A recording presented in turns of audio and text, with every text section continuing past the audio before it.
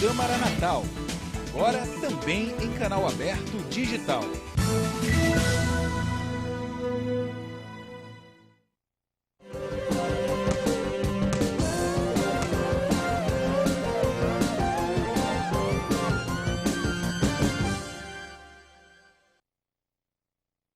Olá, o Câmara Esportiva está no ar. Hoje é sexta-feira, dia 18 de setembro, e nós estamos aqui no Câmara Esportiva através da telinha da sua TV Câmara. E você, quer participar do nosso programa? Sugira pautas, matérias, o seu alô, o seu comentário. O telefone é o 32329382 e o e-mail tvcamaranatal@yahoo.com.br. Além de falar muito sobre futebol, tem programação de ciclismo no final de semana, mas a gente já começa o nosso programa com a entrevista de Tassinildo Pegado, estatístico, e também vamos dar boa tarde a Levi. Primeiro, falar com Tassinildo Pegado, obrigada pela presença, boa tarde. Boa tarde, telespectadores da TV Assembleia. Estamos aqui para falar dos nossos representantes na série A e B, e ver as possibilidades, de cada um, tanto de acesso como de excesso. Bacana. Levi, boa tarde. Tá tudo bem com você, Levi? Tudo bem, graças a Deus. Boa tarde, Mara. Hoje é uma sexta-feira diferenciada. Vamos falar com o Tassinildo. É um prazer ter ele conosco. Ele que é um estatístico, inclusive já participou no final de semana de um programa de estatística do campeonato, das chances de ABC, das chances de América. É isso que nós vamos conversar aqui. Verdade. Então vamos lá. Você falou de ABC, de América. Vamos então começar a falar da Série C, O que era pesadelo se tornou realidade. O Confiança derrotou o Vila Nova por 2-1 em partida atrasada. Agora o time sergipano encontrou o Alvirrubro na classificação do Grupo A da terceira divisão. O América ocupa a quarta colocação com 26 pontos e ainda tem 2 jogos pela frente na fase de grupos para garantir acesso à fase do mata-mata. Como é que fica essa questão, Teve um jogo atrasado do Confiança, quer se encostar no Alvirrubro. Como é que fica essa questão? Tem chances do América, daqui para frente, com os próximos jogos, ter o acesso à Série B? Sim, o América tem toda a condição, de passar entre os 4. Realmente, acho que todo torcedor americano queria, nesse momento, já era estar livre de qualquer situação de não figurar entre os 4. Mas, infelizmente, as últimas 5 rodadas, o Confiança ele fez 10 pontos, foi o clube, inclusive, que fez mais pontos entre todos os integrantes do Grupo A, e chegou a essa possibilidade, inclusive, disputando. Eu creio que a disputa dessa vaga ela vai ficar muito concentrada nesse jogo de segunda-feira, E o América, ele na verdade antecipa uma decisão que ele ia passar, quando fosse efetivamente para a decisão de vaga, que seria a disputa lá e cá. Então agora o América vai ter que antecipar isso e vai ter que ir lá e buscar pelo menos o resultado de empate, que eu acho que com o empate o América conseguiria chegar aos 27 pontos e trazer a decisão aí sim para casa, enfrentando o Botafogo numa condição totalmente favorável para chegar aos 30 pontos e aí se tranquilizar, efetivamente ficar entre os 4 colocados. Classificados está o Fortaleza, o Asa e a equipe do Vila Nova. Hoje, basicamente, o Vila Nova e o Fortaleza. O Asa, mesmo o Asa tendo 29 pontos, ele ainda não pode dizer que está classificado, apesar de que os números mostram, assim, para o Asa, já que ele tem hoje 8 vitórias, e há o confronto direto entre o América e o Confiança, então a gente pode dizer, inclusive, que o Asa, efetivamente, poderá se classificar, já estava classificado. Mas aí é o seguinte, porque se houver um empate entre Confiança e América, o que acontece? O América passaria para 27 pontos, o Confiança 26, poderia chegar a 29 com 8 vitórias. E aí o Confiança tem um saldo melhor do que o Asa. O Confiança hoje tem 7, o Asa tem 4. Então se o Asa perder as 2 partidas que tem, ele poderá ficar fora. Ele corre um risco. Muito pequeno, é bem verdade, mas corre esse risco. O América enfrenta o Confiança na próxima segunda-feira, dia 21, jogando em casa, no estádio Batistão, em Aracaju, como o Tassinildo. Levi, Tassinildo falou que tem que jogar pelo menos por um empate. Será que dá para empatar ou será que dá para vencer, Levi? É porque tem um jogo aí de interesse entre Botafogo, Confiança e o América. O Botafogo vai enfrentar no domingo a equipe do Fortaleza. Para ele almejar alguma coisa, é necessário que ele vença o Fortaleza e fique esperando o jogo da segunda-feira entre América e Confiança. Se der empate, Botafogo entra no páreo. Se uma das duas equipes vencer, dá um passo gigantesco para ocupar a quarta vaga. É positivo. Para você ter uma ideia, como o processo é interessante, como existem duas partidas, né? Então você tem a serem disputadas, você tem 9 resultados possíveis de ocorrer. Vitória, vitória, vitória, empate, vitória, derrota, né? E aí empate, empate, derrota, derrota, tal. Então, ao todo, seriam 9 resultados possíveis. Desses 9 resultados possíveis, o Botafogo só joga com um resultado, Levi. Ele só tem alguma chance se ele conseguir vitória, vitória. Conseguir 6 pontos, que o levaria a 28, ainda depende dos outros. Levaria a 28, porque ele tem 22 hoje, então ele ficaria com 28. Então, de 9 resultados possíveis, ele só tem um que poderia levá-lo à classificação. E isso representa 11% de chance. O Confiança, por sua vez, com 25 pontos, ele tem, dos 9 resultados possíveis, ele tem 3 que lhe garante efetivamente essa possibilidade de classificação. Chegaria a 31 pontos e 2 de 29, que ele teria uma condição. Mas para isso, ele precisa vencer o América. Ele só chegaria a essa condição de 29 vencendo o América, porque em tese ele eliminaria o América no número de vitórias e no saldo, porque o saldo dele hoje ele tem 7 gols de saldo. Ou seja, o Confiança, aliás, as duas equipes que só dependem delas é o América e o Confiança. O América só depende dele. Confiança também só depende dele. Também só depende dele, né? E os dois. E o Asa. Agora, só que, como há a disputa entre América e Confiança, um dos dois pode matar o outro. E aí levar porque tem um confronto direto. Isso, porque tem um confronto direto. Nenhum dos dois enfrenta mais o Asa, né? O Asa, ele tem um jogo, ele enfrenta, inclusive um jogo fácil, ele enfrenta o Icasa fora, né? E enfrenta o Vila Nova que em casa, só que eu acho assim, como é o último jogo, eu entendo que se o Vila Nova já tiver numa condição que já está classificado, eu acho que o Vila não vai brigar, em tese, mais por uma posição de primeiro lugar. Então, ele poderia, inclusive, pensar em poupar os seus jogadores, né, para não correr risco de perder jogadores importantes na primeira partida seguinte, logo, que é o mata-mata. Que o principal é o próximo confronto. Que é o próximo confronto. Vai que tem jogadores que têm suspensão automática, isso, positivo. É bem pensado isso. Resumindo tudo, a vaga vai ser definida segunda-feira. Na próxima desse rodada. Jogo. Eu creio que sim. Eu acho que esse jogo se tornou o jogo mais importante para o América em toda a competição. Decisivo. A partir daí, serão somados os números de pontos, né? E dependendo do... Isso.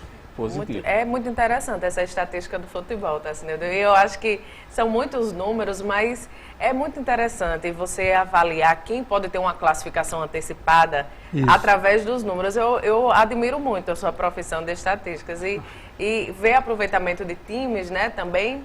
E é surpreendente, porque há 4 rodadas atrás, a alça de mira do América era Botafogo e o Salgueiro. Já mudou tudo. E em 5 rodadas o Confiança conseguiu uma proeza de empatar com Fortaleza lá, jogar fora de casa, 2 jogos fora de casa e venceu. E venceu. Ele ganhou 10 pontos em 5 jogos e foi o clube que mais pontuou e cresceu na competição. Verdade, o futebol tem dessas coisas, dessas surpresas, né? Bom, então vamos falar de ABC. Hoje é dia do ABC entrar em campo contra o Vitória da Bahia na Arena das Dunas. A expectativa do Alvinegro é quebrar o jejum de vitórias para escapar da lanterna, enquanto o time baiano, que está invicto a 3 jogos, quer seguir na cola ali do Botafogo, Levi. Agora a pergunta que não quer calar, que todo mundo gostaria de fazer é esta. O ABC tem chance de escapar? Olha, estatisticamente, o ABC teria chance, ainda tem chance. Agora, a situação hoje, por exemplo, quando a gente traça um perfil Com relação à situação do ABC em 2013, que o clube conseguiu uma arrancada também fantástica, para você ter uma ideia, até a 24ª rodada, que foi o último comparativo que eu tinha trabalhado na outra emissora, o ABC tinha 22 pontos e nessa mesma rodada, na 24ª, em 2013, o ABC tinha 20. Mas aí a diferença entre o ABC e o primeiro clube fora da zona era apenas 5 pontos. Né? E o ABC, na 26ª rodada, ao término da 26ª rodada, o ABC tinha ganho os 2 jogos seguintes e tinha chegado a 26 pontos, empatando com o Atlético Goianiense, permanecendo em 18º, mas a 1 ponto do América, na época, e a 4 pontos do Guaratinguetá, que era o que tinha 30 pontos, e que foi o clube que desceu, foi rebaixado, né, junto com o Paysandu também na época. Então, ou seja, existir possibilidades, existe, matematicamente e estatisticamente ainda existe. Agora, a gente quando analisa e vê que a distância hoje entre o ABC com 22 pontos e o Atlético Goianiense, que é o primeiro fora, 16º, com 30 pontos e 1 jogo a menos, ora, nós estamos falando aí de 8 pontos, o equivalente no mínimo a 3 rodadas que você precisaria para tirar essa diferença. Ou seja, vencer 3 jogos seguidos e torcer para que o Atlético não vencesse esses 3 jogos, perdesse esses 3 jogos. É factível? Você vê que hoje o Fluminense, por exemplo, perdeu 7 partidas, quer dizer, está a 7 partidas sem vencer. Quantos clubes passam 5 partidas sem vencer no campeonato? Inúmeros. Agora, é difícil, é muito Para ele ter difícil. esse poder de reação necessário se faz vencer o Vitória hoje? Ah, sim, sem sombra de dúvida. Vencer todos, né? Tem Assim, que vencer Para todas, ter tem que o vencer, começo tem da que reação, buscar. né? Mas você, como o Levi colocou, para você ter uma reação, você tem que vencer a primeira. A primeira. Você não pode vencer 5 se você não vencer a primeira. Verdade. Então, o dia é hoje, não pode pensar diferente. O O ABC ABC já vem adiando muito. Agora, para um clube que está a 15 partidas sem vencer, não venceu uma partida dentro de casa, que teve uma queda técnica muito grande, a qualidade dos seus atletas, que o ABC perdeu 7 os jogadores que tinham uma qualidade muito boa e não conseguiu repor essas peças. Então, o analista, quando ele vai trabalhar os números, ele tem a sua margem, que ele joga um percentual de margem para que ele possa colocar o feeling dele no processo.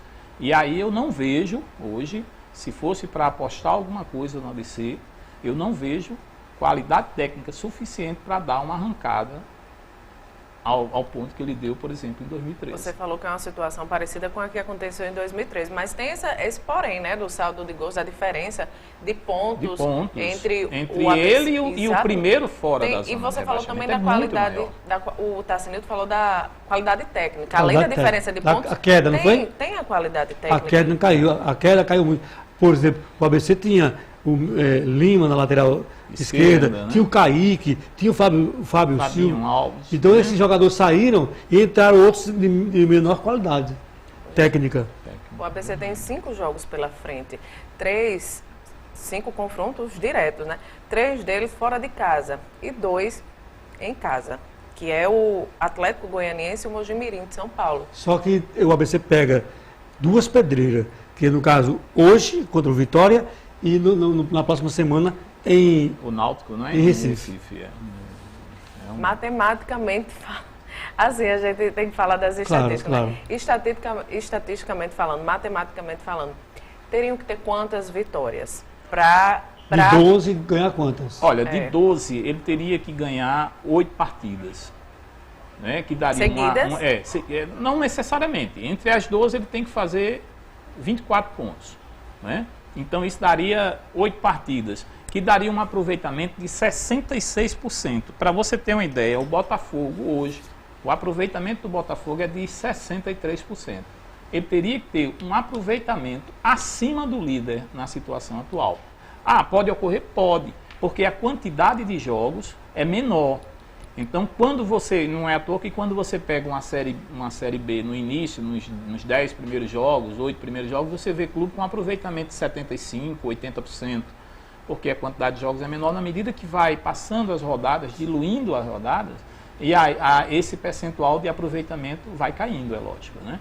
Então, hoje, para o ABC conseguir os 46 pontos, que eu acho que daria uma tranquilidade, ele precisaria ganhar 8 partidas em 12, que daria um aproveitamento de 66%, como eu estou dizendo, acima do líder da Série B atual. Ou seja, é uma situação muito difícil. Não adianta a gente enganar o torcedor. Mas a partir de quando o ABC tem que se preparar para diminuir a folha, tirar alguns jogadores caros, diminuir tudo? A partir de que rodada? A partir do momento em que a estatística, a matemática aí não permitir mais a reação. Porque o que é que acontece, Levi? Se você tem, digamos, que o ABC tiver uma condição de chegar a uma determinada, faltando, digamos, 8 rodadas, e o ABC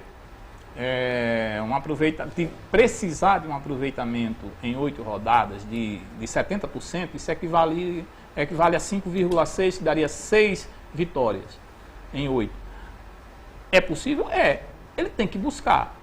Não há como entregar os pontos, até porque não há mais, no meu entendimento, uma situação de financeira. Se você está a 6 rodadas de um término de um campeonato, você não vai contratar mais ninguém. Ora, 6 rodadas equivale talvez a um mês de salário.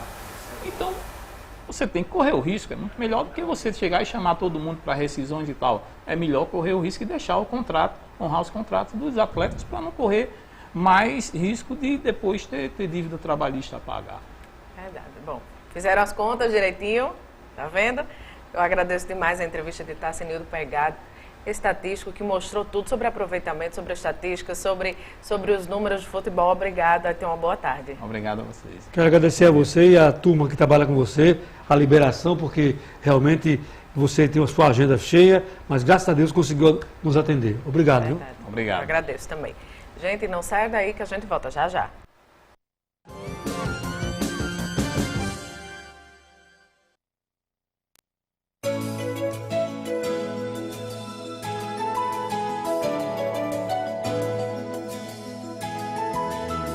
Fique atento aos primeiros sinais do câncer infanto-juvenil.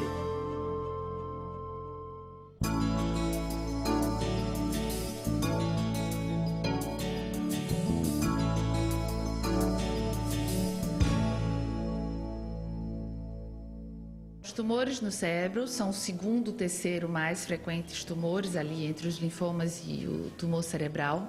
E os sinais e sintomas mais frequentes são o quê? A criança parece ter uma regressão do aprendizado. Quer dizer o quê? Então ela já andava, já corria, já brincava, ela começa a tropeçar, ela começa a ter perda do equilíbrio, ela tem dificuldade às vezes de andar, ela volta a engatinhar. Então é como se houvesse realmente um retrocesso no aprendizado motor. Quando ela é maior, o que acontece? Quais são os sinais mais frequentes? São a criança que começa a tropeçar, começa a ter dificuldade na escola de prestar atenção. Ela tem também, às vezes, um desvio no olhar. Né, o olhinho fica estrábico, que a gente chama também conhecido popularmente como vesgo, né, então ela não tinha e ela passa a ter. Então é evolução, houve uma mudança de comportamento. O grande problema é que às vezes, por exemplo, a cefaleia, a dor de cabeça, que é bem frequente no tumor cerebral, vem com vômito, vem com mal-estar, e às vezes esses pacientes são tratados como se fosse uma infecção do intestino, que vem acompanhado com esse quadro de mal-estar, de vômitos, e na verdade acaba acontecendo um atraso no diagnóstico do tumor cerebral. Então aquele vômito, aquela cefaleia, aquela tontura, uma criança que está tropeçando muito, tem que ficar alerta porque pode ser um tumor cerebral.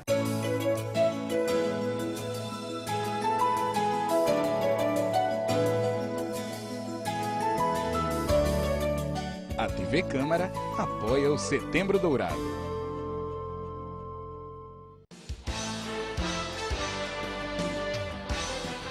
Os assuntos em destaque no noticiário debatidos em detalhes aqui na TV Câmara. Comitê de Imprensa, o seu programa de entrevistas, todo sábado às 7 da noite.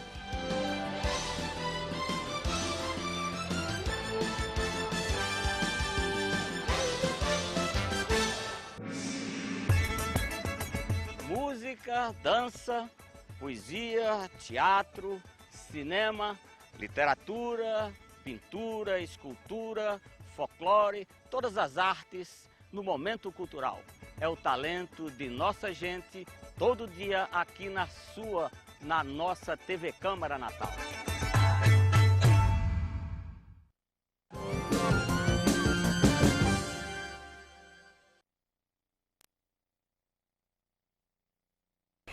Bom, agora vamos falar de ciclismo. Será realizado um passeio ciclístico neste domingo com o objetivo de promover o incentivo ao esporte e também a melhoria na qualidade de vida. A repórter Ariane Viana tem as informações. O Ciclo Natal acontece com 2 percursos, um de 10 quilômetros para os iniciantes e outro de 30 para os ciclistas mais experientes. A participação no evento é gratuita e quem não tiver bicicleta também vai poder participar, porque no local vão ser disponibilizadas bikes para locação. O Ciclo Natal acontece neste domingo, com largada a partir das 3 horas da tarde, lá na Praça 7 de Setembro, no centro de Natal, ali bem pertinho da Prefeitura. Ariane Viana para o Câmara Esportiva. Fica então a dica para o final de semana. Bom, agora nós vamos saber tudo sobre karatê com o professor e também atleta, o Renato Arruda. Boa tarde, seja bem-vindo. Boa tarde, tudo bom? Bom, me fala um pouquinho, você é faixa preta, é Sou isso? faixa preta segundo dan, isso. Como é que você descobriu esse amor pelo esporte? Bom, em 99 eu comecei com o karatê, próximo à minha casa, e daí eu me identifiquei, o professor com quem eu treinava, ele viajou, foi embora, e posteriormente eu entrei comecei a fazer o karatê com o André Calista, e até hoje eu estou com ele. Nessa faixa de classificação, você falou faixa preta, segundo dan.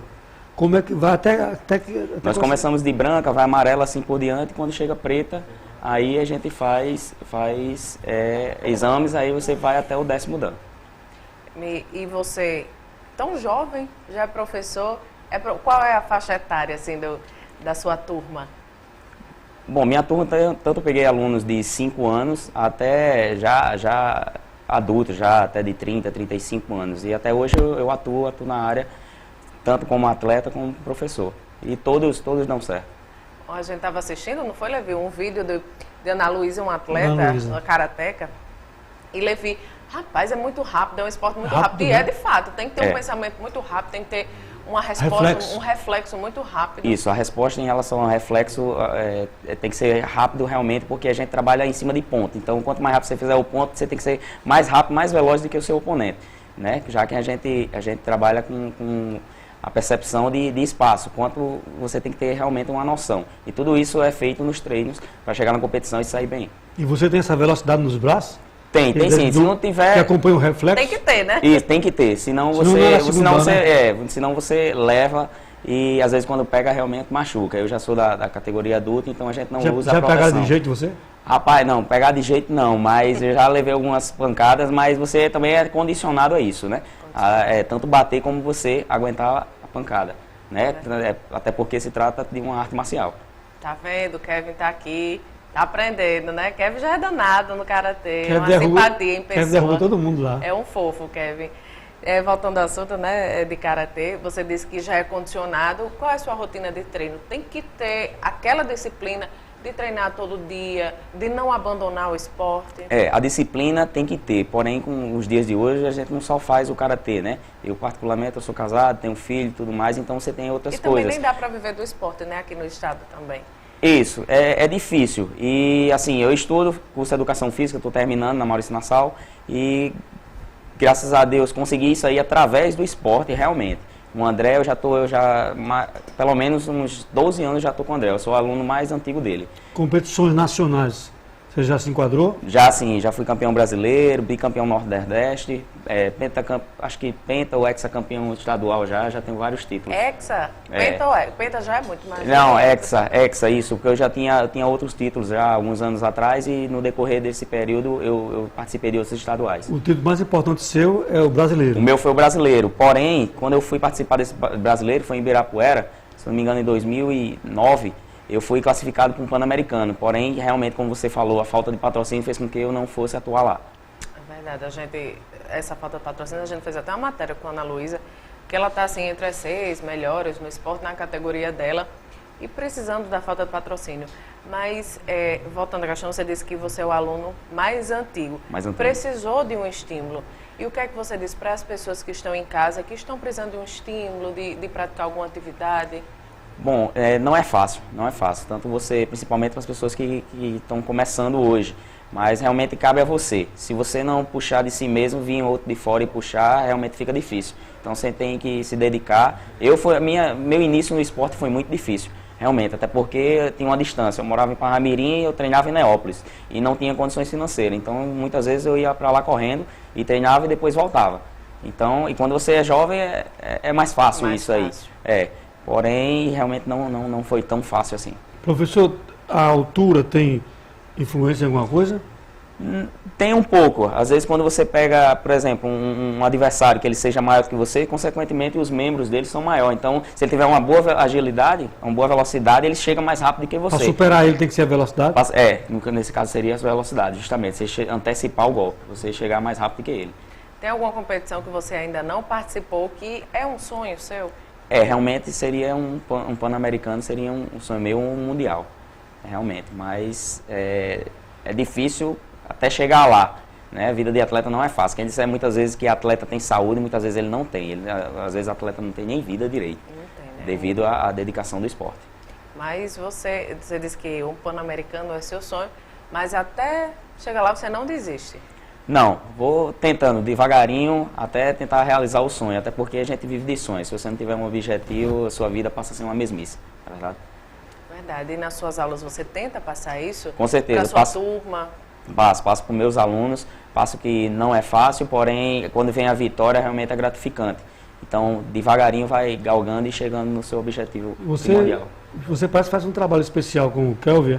Isso, Kevin agora ele vai participar do meu TCC, que eu estou fazendo um trabalho em cima dos benefícios em relação às artes marciais que trazem para alunos que estejam, para as crianças principalmente, em relação à coordenação motora e os benefícios que traz para o aluno, principalmente ele que tem uma deficiência, que ele não tem um braço, né? Então isso aí realmente ajuda muito, tanto pessoas que têm deficiência ou não. E quais são esses benefícios assim que você tem percebido, que você vai colocar na teoria lá no seu trabalho de conclusão? Principalmente a agilidade, equilíbrio motor, tem bastante. A assimilação em relação à resposta rápida dos exercícios, como no caso o nosso objetivo aqui e o que a gente faz é o karatê. Então a resposta realmente está sendo satisfatória, tanto que ele tem vários títulos hoje, né? Então deu certo, tem como ser comprovado, realmente. Tá vendo, gente? Não tem como não admirar esse esporte, o karatê, né? O esporte em geral, como você disse, tantas melhorias, tantos benefícios. E como o Renato disse, você mesmo que tem que ser o seu próprio incentivo. É verdade. E é com essa mensagem que a gente finaliza o Câmara Esportiva dessa sexta-feira. Obrigada, Renato. Uma boa tarde, um bom final de semana. Para vocês também. Levi, até segunda-feira. Até segunda-feira, com certeza. Desejo a todos um final de semana maravilhoso, um final de semana de reflexão e que Deus abençoe a todos que estão assistindo nesse momento. Verdade. Gente, obrigada pela companhia. Uma boa tarde e um excelente final de semana.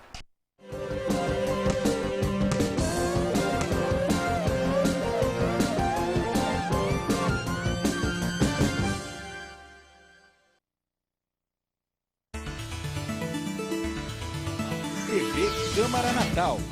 Agora também em canal aberto digital.